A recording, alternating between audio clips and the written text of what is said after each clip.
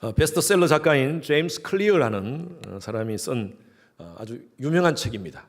아주 작은 습관의 힘, 아토믹 헤빗이라는 책. 저희 교회 도서실에 배치되어 있습니다. 이 책은요, 작은 습관이 우리의 삶 가운데 큰 변화를 준다라는 그런 내용입니다. 매일매일 어떤 습관을 가진냐에 따라서 인생에 큰 도움을 줄 수도 있고 또 인생에 큰 해를 끼칠 수도 있다. 근데 단번에 좋은 습관 또 안 좋은 습관을 버리고 좋은 습관을 갖는 것은 참 쉽지 않습니다. 말처럼 쉽지 않아요. 그래서 이 저자는 이 책을 통해서 그렇게 제안을 합니다. 변화를 위해서 매일 1%의 작은 습관에 도전해라. 1%씩 개선해 나가면 엄청난 변화를 경험하게 될 것이다. 그래서 작은 습관의 변화는 복리의 힘이 있다고 합니다. 우리 은행에 돈같이 복리로 이자가 붙지 않습니까? 그런 것과 같이 우리의 습관도 복리의 힘이 있다는 것입니다. 처음에는 작은 변화들이 의미 없는 것 같이 느껴지지만 그러나 어느 순간에 어떤 결정적 임계점을 넘게 되면 그로 인해서 매우 강력한 변화를 경험하게 된다는 것입니다. 그래서 저자는 이 책을 통하여서 4가지 규칙을 제안합니다. 첫 번째, make it obvious. 항상 쉽게 만들어라는 거예요.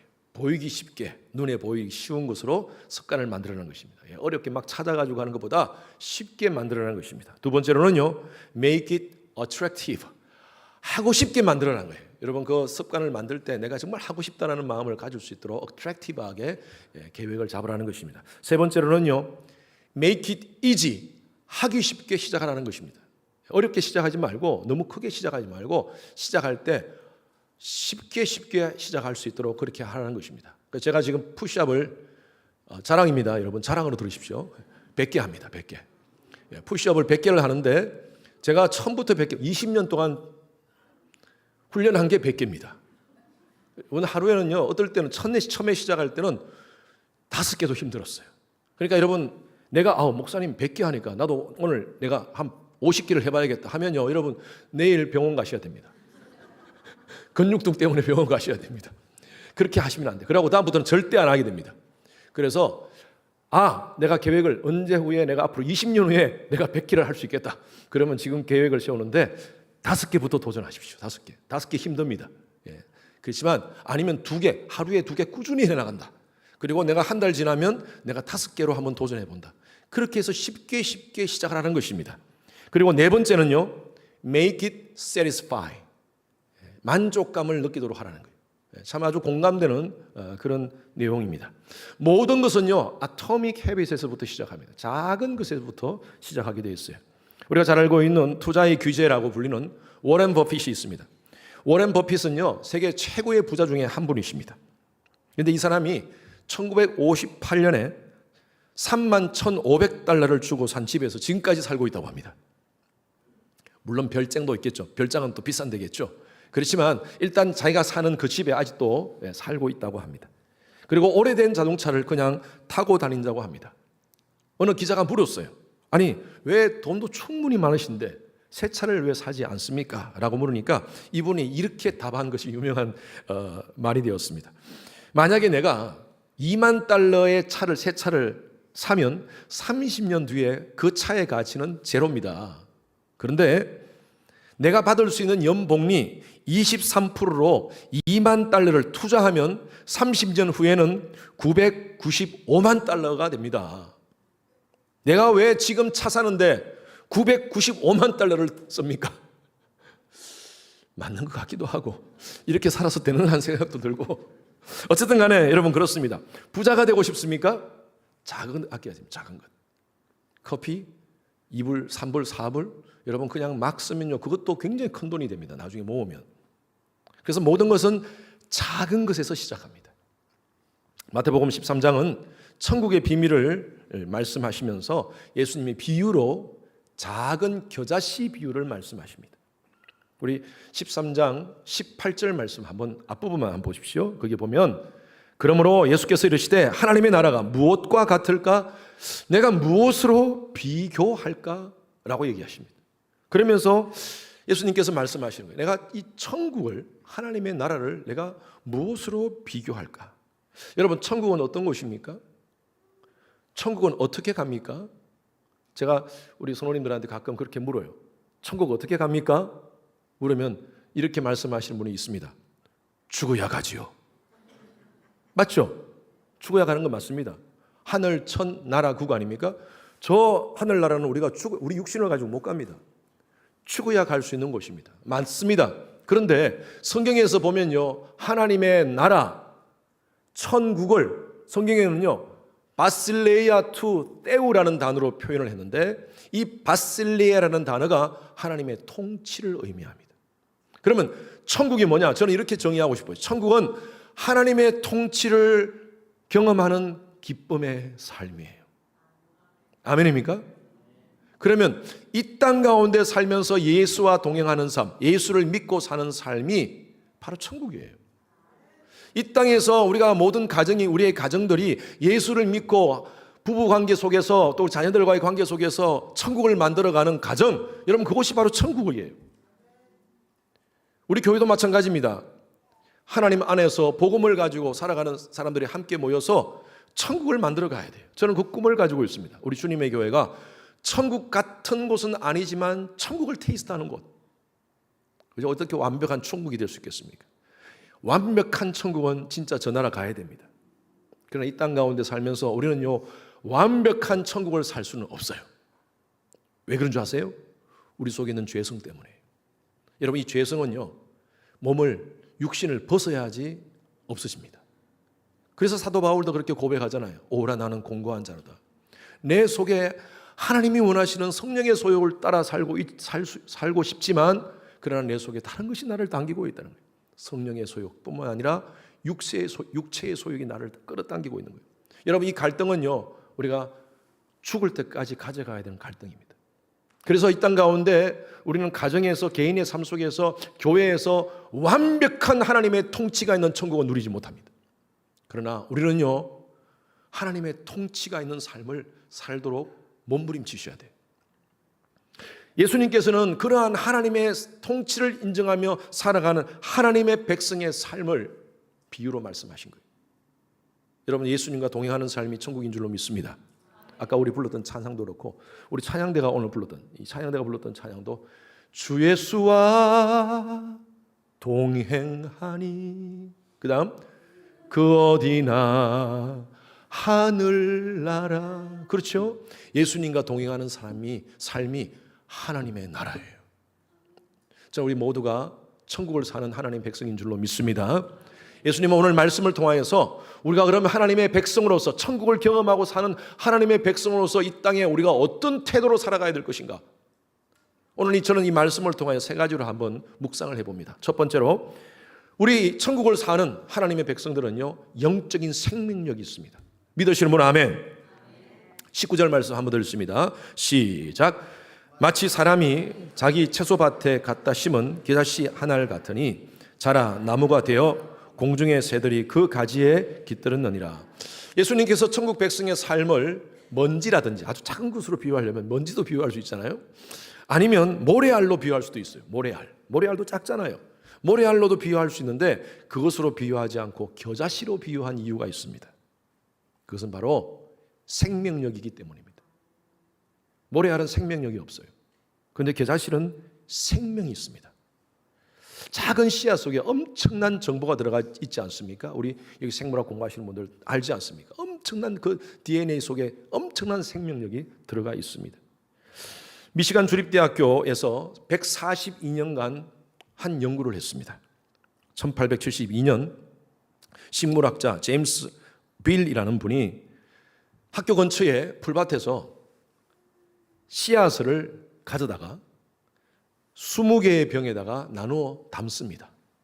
그리고 학교 캠퍼스 내 비밀 장소에 그것을 보관을 합니다. 그리고 한 몇십 년씩 후에 그 병 하나씩 꺼내어서 땅에 심어봅니다. 20년이 지났는데도 심읍니까? 그곳에 싹이 터요. 40년이 지나서 똑같은 그 다른 병에서 또 꺼내가지고 심었는데 싹이 터요. 작년에 이 학교에서 또 그 비밀 장소 같은 그곳에서 20개 중에 하나, 이제 몇 개가 많이 없어졌겠죠. 그 중에 하나를 뽑아가지고 가져와가지고 또 심었어요. 그런데 거기에도 싹이 텄어요. 이 실험은 2100년까지 지속된다고 합니다. 계속 싹이 틀 거예요. 왜냐하면 그 씨앗은요, 시간이 가더라도 그 안에 엄청난 정보는요 그대로 살아있기 때문입니다. 이게 바로 씨앗의 생명력입니다. 우리 콘크리트 보십시오.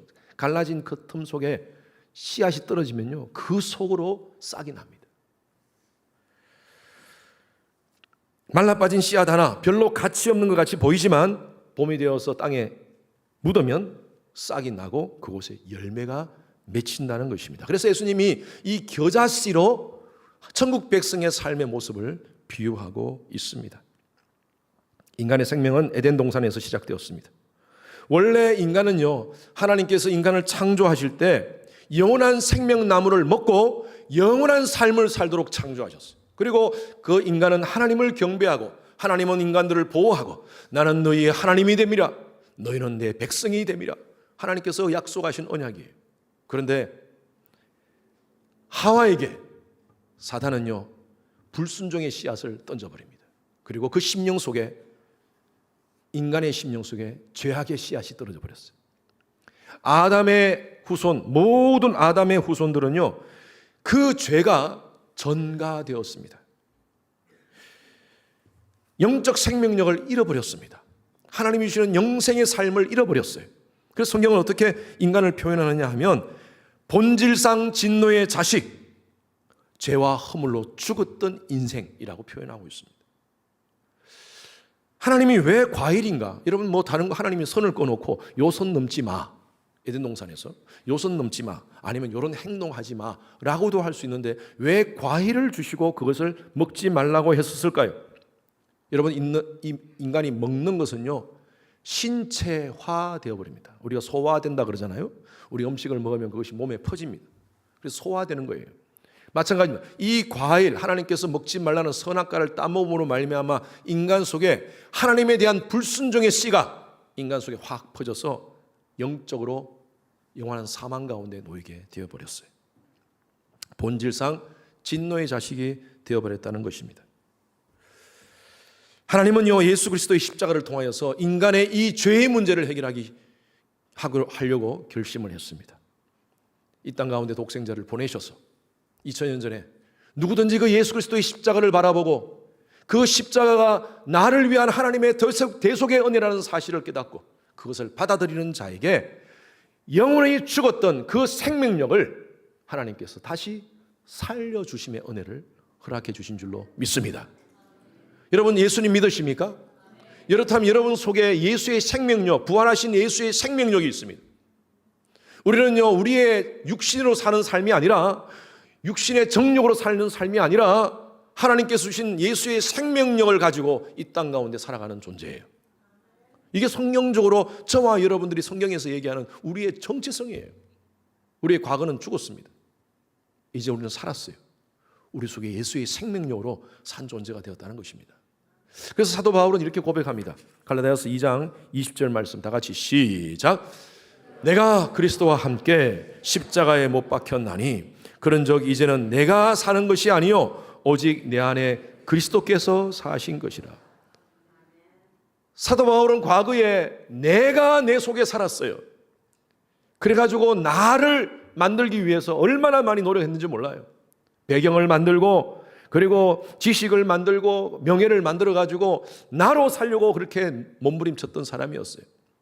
그 속에 가지고 있는 자신의 욕구대로 살려고 몸부림쳤던 사람이었어요. 그런데 다메섹 도상에서 예수를, 빛 가운데 임하시는 그 예수를 만나고 그럼 그 모든 것이 정말 쓸데없는 것을 알았어요. 그걸 뭐라고 표현했습니까? 배설물로 표현했어요. 배설물로 표현했어요. 그러면서 예수를 만나고 예수 안에서 새로운 삶을 살게 되었어요. 그것을 이렇게 표현한 거예요. 내가 그리스도와 함께 십자가에서 죽었다. 예수를 만나고 내가 십자가에서 내 삶의 모든 내 자아는 죽었다. 그리고 이제 내가 다시 사는데 그런즉 이제는 내가 사는 것이 아니라 내 안에 그리스도께서 사신 것이라. 아까 말씀과 연결되죠?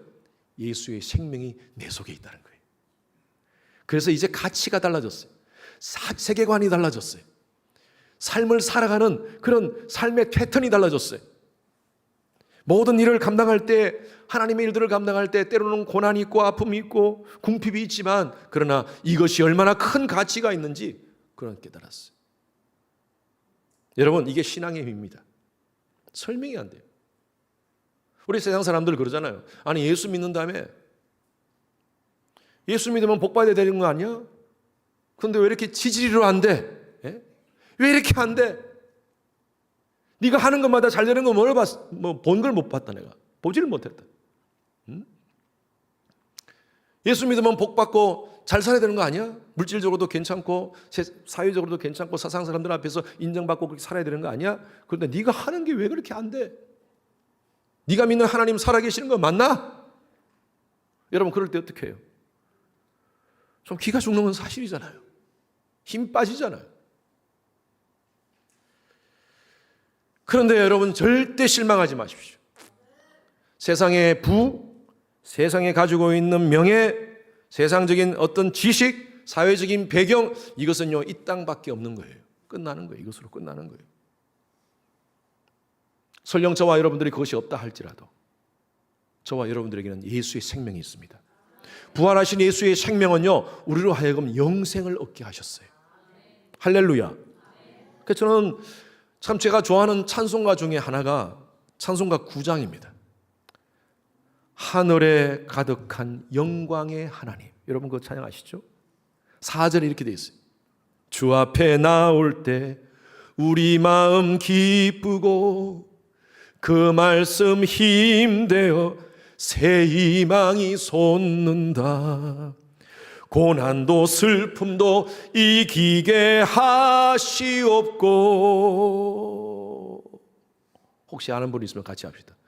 영원에 잇대어 살아가게 하소서. 이렇게 썰렁할 수가 있나? 찬송가를 많이 안 부르시니까, 그죠? 우리가 3부 때는 찬송가를 많이 안 불러요. 그 마지막 가사가 너무 좋아요. 영원에 잇대어 살아가게 하소서. 저와 여러분들은 이 땅을 살고 있어요. 이 땅에 살면서 고난도 아픔도 슬픔도 다 누리고 살아가고 있습니다. 주위의 사람들 우리를 향하여 손가락질을 합니다. 예수 믿는다면서 왜 그렇게 살아? 그게 예수 믿는 삶이야. 복도 못 받고 사는데.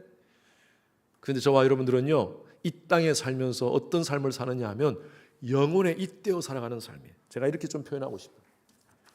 이 땅의 삶을 살지만, 우리가 이 땅 가운데 살지만, 여러분 잘 보세요. 이 땅 가운데 살지만 우리는 영혼이라는 것에 잇대어 살아가요. 찡 착하다. 이거 기가 막힌 비유 아닙니까? 이 땅 가운데 살면서 우리는 영혼에 잇대어 살아가는. 아멘? 우리 속에 예수의 생명이 있기 때문에. 그래서 제가 자주 인용하는 말씀이 나 보내신 이를 믿는 자는 영생을 얻었고. 세상 사람들이 뭐라고 얘기하더라도 저와 여러분들에게는 예수의 생명이 있습니다. 우리는 영혼을 사는 삶이에요. 여러분, 이게 가장 소중한 거 아닙니까? 50년, 60년, 70년, 80년 생에 끝날 수 있어요. 그냥 끝나는 거예요.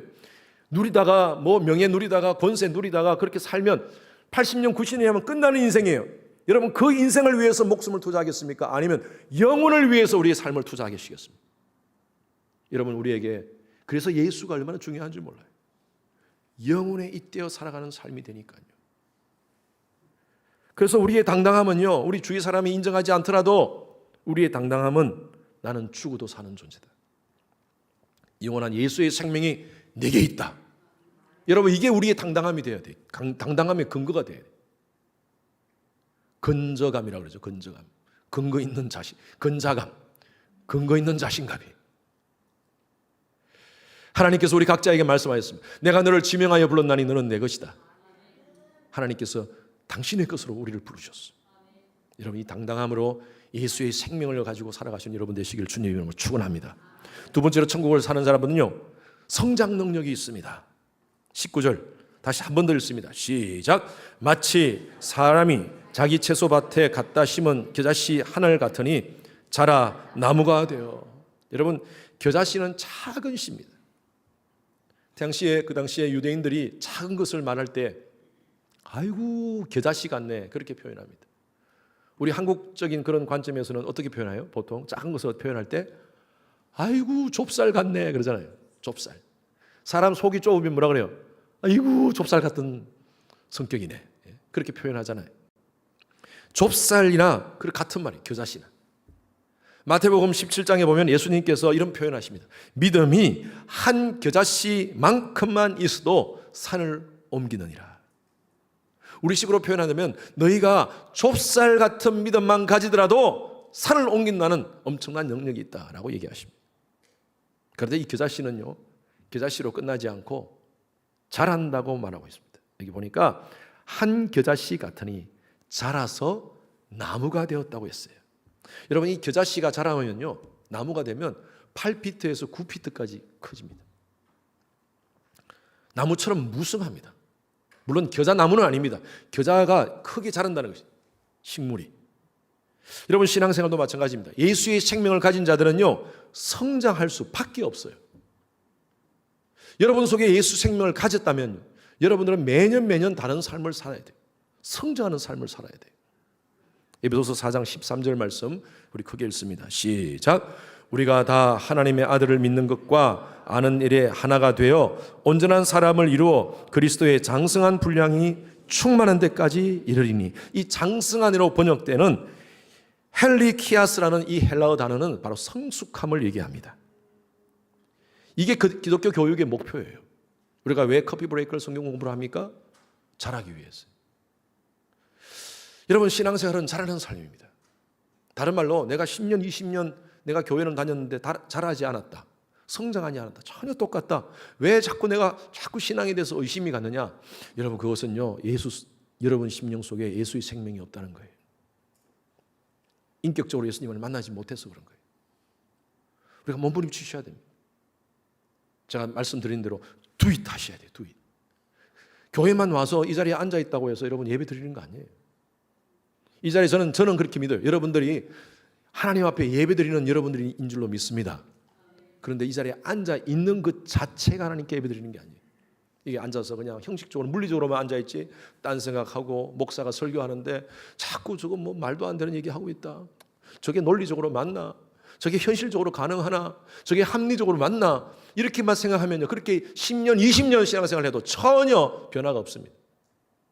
그렇지. 하나님의 말씀이지. 내 마음을 열고 내 영혼을 밝혀서 하나님의 음성을 들으려고 몸부림치셔야 돼요. 하나님께서 은혜를 주십니다. 그런데 몸부림치는 것은 우리의 파트예요. our 파트예요. 내가 말씀 안에서 성장하려고 우리가 그 교회 안에서 커피 브레이크 성경 공부를 오픈하고 하면 내가 성장하기 위해서 등록을 하고 참여해가지고 하나님 말씀을 배우려고 노력하는 것은 my part예요. my part. 하나님께서 은혜를 다 자리를 제공해 주시는데 내가 움직이지 않으면 아무 변화가 없습니다. 이렇게 그냥 가면 올해는 그냥 지나가고 내년도 이렇게 가면 내 삶 가운데 전혀 변화를 경험하지 못하고 늘 교회에 대해서 불만하고 기독교 신앙에 대해서 의심하고 그렇게 살아갈 수밖에 없는 그런 존재가 되는 거예요. 그래서 우리는요 자라야 됩니다. 저는 저희 교회 제가 신앙생활 하면서 저희 교회 성도님들 변하는 모습들이 얼마나 귀한지 몰라요. 하나님 말씀을 가지고 변하는 분들이 계십니다. 저한테 전화를 주세요. 목사님 말씀을 묵상하는데 이것이 바로 이해가 잘 안 돼요. 야 여러분 그럴 때 학교 선생님한테 학생이 찾아와가지고 질문하는 아이들은요 공부 잘하는 아이들이에요. 공부 안 하는 아이들은요 질문 절대 안 합니다. 여러분 저한테 전화 안 준다고 해서 제가 뭐 그렇게 여러분들을 그렇게 판단하는 것은 아니지만 공부하는 애들이 선생님 찾아와서 질문하지 않습니까? 그럴 때는요 선생님은요 선생님으로서 자신감을 갖습니다. 그렇지 모르니까 찾아와 주는구나. 마찬가지예요. 목사님 제가 말씀을 묵상하는데 이게 잘 이해가 안 돼요. 얼마나 기쁜지 몰라요. 하나님 알려고 몸부림치시는구나. 제가 정성껏 설명해 드립니다. 얼마나 기쁜지 몰라요. 목사님 기도했는데 기도하면서 이 문제가 해결됐습니다. 오랫동안 기도하면서 하나님께 몸부림쳤는데 하나님께서 이렇게 역사하셨어요. 그런 감정을 들을 때마다 제가 얼마나 힘이 나는지 몰라요. 잘하는구나. 하나님의 역사를 경험하시는구나. 전 여러분들 모두에게 소망을 갖습니다. 여러분들은 하나님의 가능성입니다. 우리가 지금 여전히 아직 믿음이 없다고 생각하십니까? 여러분 스스로 내가 믿음이 없어서 이제부터 잘하십시오. 몸부림치십시오. 괜찮습니다. 전 여러분들 한 사람 한 사람에게 놀라운 하나님의 가능성을 봅니다. 저는 그런 마음으로 우리 성도님들을 섬기고 있어요. 하나님의 역사는요, 지극히 작은 것에부터 시작합니다. 항상 겨자씨 같은 믿음으로 시작되는 거예요. 베드로 보십시오. 베드로의 장점은 딱 두 가지 있습니다. 우리 성경을 통해서 보면 하나는요, 까칠한 성격이에요. 까칠한 성격. 무조건 그냥 대드는 성격이. 그것도 장점이 될 수가 있잖아요. 또 하나는요, 성경에 나오지 않았지만 우리가 유추할 수 있는 게 오랜 동안 업으로 성장하면서 울퉁불퉁한 근육이 있었을 거예요. 그게 베드로가 가지고 있는 장점이었어요. 예수님께서 베드로를 처음 만납니다. 아마 묵직한 덩치 큰 한 사람을 만난 거예요. 근데 예수님이 그 베드로를 보고, 그 거친 베드로를 보고, 울퉁불퉁한 그 베드로를 보고 예수님께서 뭐라고 얘기하시는 줄 아세요? 요한복음 1장에 보면요, 기가 막힌 말씀이 나옵니다. 내가 요한의 아들 시몬이니 장차 게바라 하리라. 은혜가 안 됩니까? 저는 이 말씀 읽고 얼마나 은혜가 되는지 몰라요. 예수님은요, 베드로의 가능성을 본 거예요. 지금은 장돌배기 같아. 이곳저곳 다니면서 힘쓰고 다니고 막 소리 지르고 다니고 그 성격, 울퉁불퉁한 성격으로 얼마나 많이 사람들 힘들게 했겠습니까? 그런데 예수님은 이 베드로를 통하여 장점을 봤어요. 여러분, 게바가 무슨 뜻인 줄 아세요? 피로고요. 그게 피로고요. 그리고 이 피로의 의미는 반석이라는 의미입니다. 반석. 장돌 같은, 쪼맨한 그냥 자갈 같은 베드로 속에 가능성을 본 거예요. 그래서 베드로는 나중에 예수님의 제자로서 삶을 살고, 마태복음 16장 16절에 보면 세상 사람들이 나를 누구라 하느냐, 그때 베드로가 뭐라고 고백합니까? 주는 그리스도시요 살아계신 하나님의 아들이십니다. 바요나 시몬아, 내가 복되도다. 내가 너의 반석 같은 그 고백 위에 내 교회를 세우리라. 할렐루야. 야, 장차 너는 장돌배기로 끝날 것이다가 아니라 너는 앞으로 게바가 되어서 너의 반석 위에 내 교회를 세우겠다. 예수님은 처음부터 그 가능성을 본 거예요. 그리고 베드로는 그 말씀을 통하여서 성령의 충만함을 받고 변화받아서 사람들 앞에서 몇천 명 앞에서 복음을 전가할 때 하루에 수천 명이 하나님께로 돌아오는 역사를 경험하지 않습니까? 저는 여러분들 우리 한 사람 한 사람을 저는 가능성을 봅니다. 18년 동안 저는 그렇게 목회를 해왔어요. 한 사람 한 사람을 향한 하나님의 가능성을 저는 보고 지금까지 왔어요. 여러분 스스로 나는 아무것도 못한다고 생각하십니까? 나의 환경적인 약점, 육체적인 약점 때문에 정말 동네에 자갈 정도로 생각하십니까? 아닙니다. 하나님 서운해하세요. 하나님은 그렇게 여러분들을 보고 있지 않아요. 여러분 자녀들 어떻게 보십니까? 말 안 듣고 사춘기 지금 막 사춘기 모습 막 보이면서 힘들게 하고 얘가 커서 뭐 하려나 걱정되십니까? 여러분 그 속에 가장 중요한 것은요, 예수의 생명을 불어넣으십시오.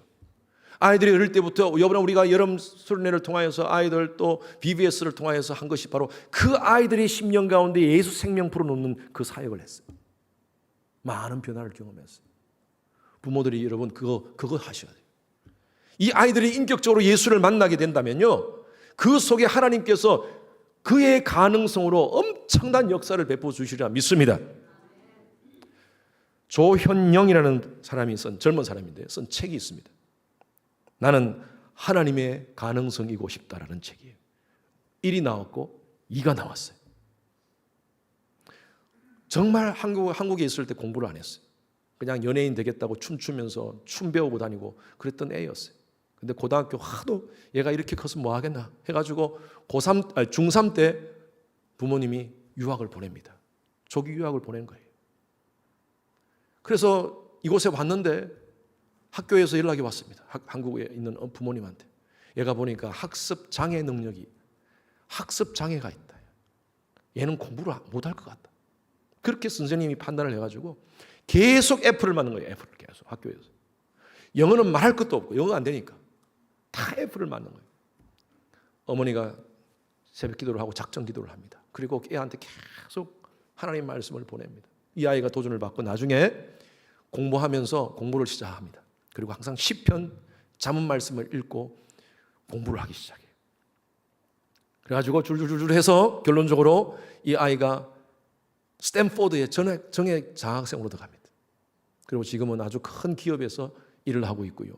이런 학습, 청소년들 학습법에 대한 책들을 만들어내서 지금 유명 강사로 많은 강의를 하고 있는 그런 성인으로 성장했어요. 여러분, 그래요.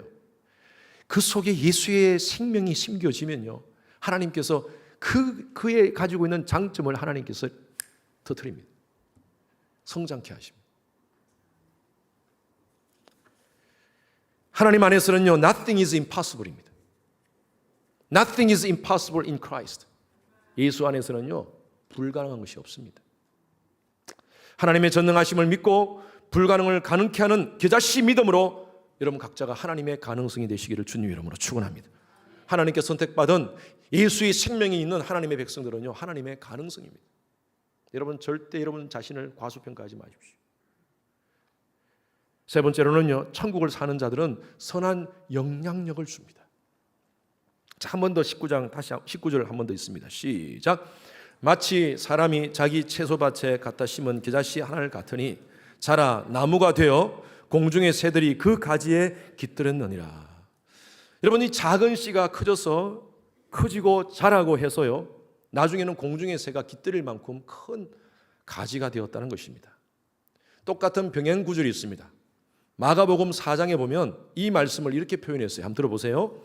공중의 새들이 그 그늘에 깃들일 만큼이라고 표현되어 있어요. 가지라고 표현하지 않고 그늘이라고 표현했습니다. 우리가 관용적으로 그늘이라는 표현을 쓰잖아요. 내가 너의 그늘이 되어줄게. 뭐 노래도 그런 노래가 있지 않습니까? 이 그늘이라는 것은 누군가의 쉼터가 되어준다 라는 의미로 그늘이라는 표현을 씁니다. 영어로는 shade 또는 shelter, 쉼터, 이렇게 숨을 수 있는 곳, 피난처, 이런 의미로 그렇게 사용됩니다. 시편 91편에 보면 하나님의 백성들에 대해서 이렇게 표현합니다. 전능자의 그늘 아래 사는 자요. 저는 이 말씀이 너무 멋져요. 하나님의 그늘 아래 살아가는 백성들이 바로 저와 여러분이라는 것입니다. 팔레스타인 뜨거운 여름, 여러분 거기에 그늘 안에 들어가면요, 얼마나 시원함을 느끼겠습니까? 우리 여름, 오스틴 여름 우리가 경험하잖아요. 예. 감사하게도 우리 9월달 벌써 이렇게 9월달까지 더웠는데 벌써 시원해진 것 같아요. 얼마나 감사한지요. 근데 우리가 8월달에 너무 더웠어요. 그렇게 더울 때 그늘에 들어가면 좀 시원해요. 그런 겁니다. 쉼을 얻을 수 있는 곳입니다. 제가 오랜만에 이 노래 여러분들에게 다시 얘기합니다. 하덕규 씨의 가시나무라는 노래가 있습니다. 목사님 또 부르시려고 그러나 긴장하지 마십시오. 다 부르지 않겠습니다. 제가 너무 좋아하는 노래라서 자주 제가 인용을 했거든요. 그런데 이 가사에 이런 가사가 있습니다.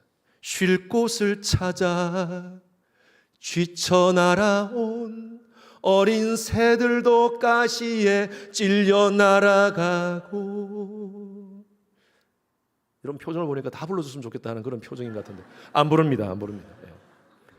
쉴 곳을 찾아 지쳐 날아온 어린 새들이, 가시나무가 있으니까 이것도 나무가 아니냐 해가지고 어린 새가 그곳에서 좀 쉬려고 날아왔는데 보니까 가시가 있어.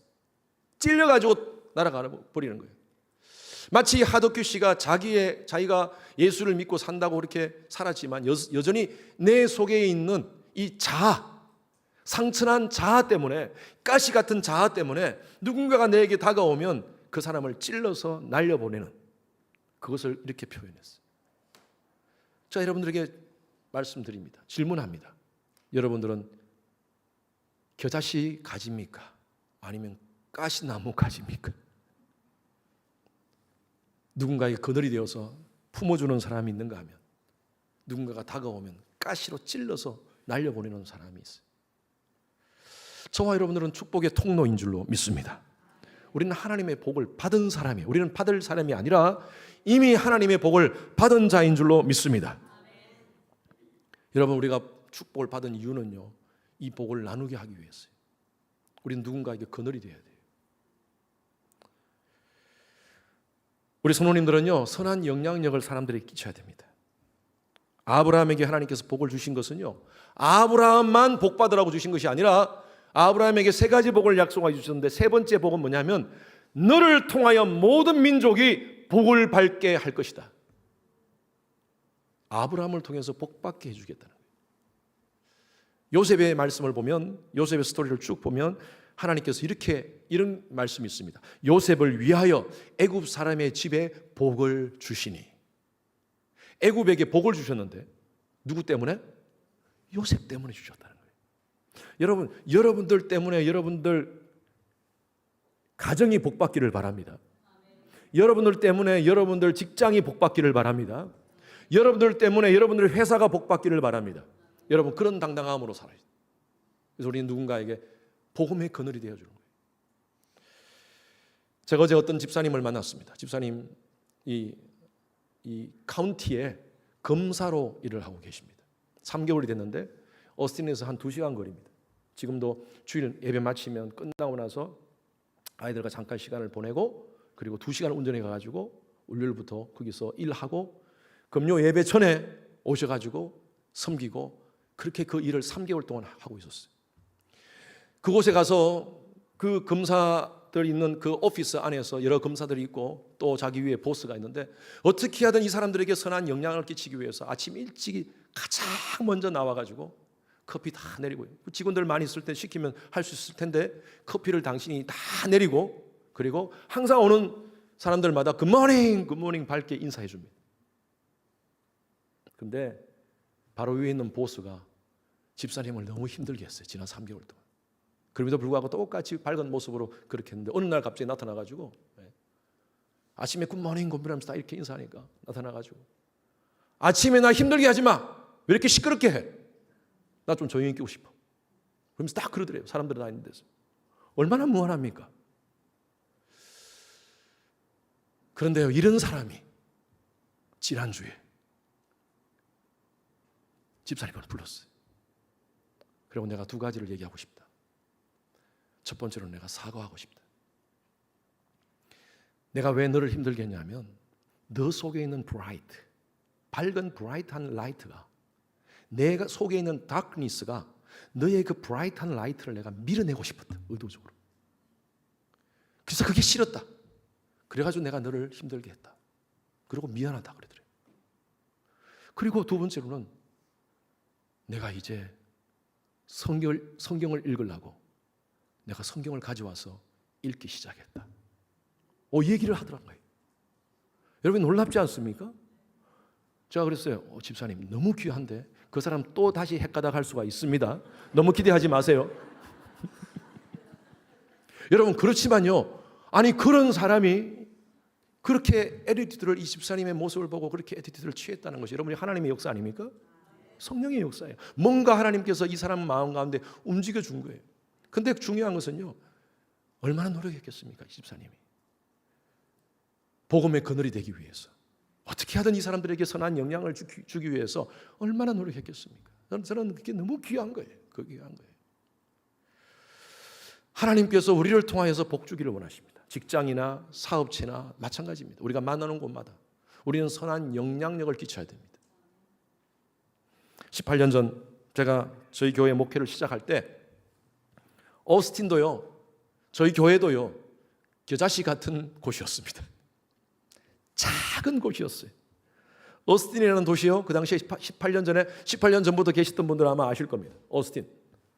제가 있었던 곳이 그 당시에 18년 전에 있었던 10년 동안 있었던 곳이 오렌지 카운티였습니다. 오렌지 카운티. 부에나파크. 뭐 지금 제2의 청담동이라 하는 그런 곳이죠. 그런 곳에서 있다가 오스틴에 제가 와 보니까 진짜 겨자씨 같은 도시였어요. 선한 것이 하나도 없어. 근데 지금 얼마나 감사합니까? 지금 이 겨자씨 같은 도시가 엄청나게 성장해가지고 정말 미국에서 10대 가장 잘 사는 도시 중에 하나가 되었어요. 어떨 때는 1등, 2등 그게 나오잖아요. 저희 교회도 그 당시에 미국 교회를 빌려가지고 오후 1시에 예배를 드렸습니다. 20여 성도님들, 한 20명도 안 되는 성도님들이 예배드리는 곳이었어요. 제가 2006년도 3월 달에 저희 교회 부흥회를 왔었습니다. 그때는 제가 교회를 맡았을 때가 아니고 그 당시 다른 교회에서 부목사로 있을 때 이 교회에 부흥회를 왔었어요. 정말 작은 교회였어요. 계사시 같은 교회였어요. 그런데 제가 깜짝 놀랐습니다. 부흥회를 끝나고 나서 그 미국 교회를 빌려가지고 그 장소를 쓰는데 식사 다과하고 나서 끝나고 나니까 장로님들 몇 분이, 권사님 몇 분이 그 길을 청소를 하는데 그 큰 강당을 반짝반짝 빛이 나도록 닦는 거예요. 미국 사람한테 누가 끼치지 않기 위해서. 그리고 그 화장실하고 그 주방을 깨끗하게 청소하는 제가 모습, 밤늦게까지 그걸 다 청소하고 가시더라고요. 제가 그걸 강사로서 기다리면서 누구 라이드를 해줘야 되니까 제가 기다려 다 봤죠. 제가 그걸 보면서 느꼈어요. 이분들 교회 엄청나게 사랑하시는구나. 정말 교회를 사랑하시는구나. 제가 그 작은 교회 속에서 겨자씨 같은 가능성을 제가 봤어요. 그리고 제가 이곳에 와서 그들과 함께 18년 동안 목회를 하는데 하나님께서 허성현 목사 참 부족한 걸 아시고 정말 좋은 분들을 많이 붙여주셨어요. 바로 여러분들입니다.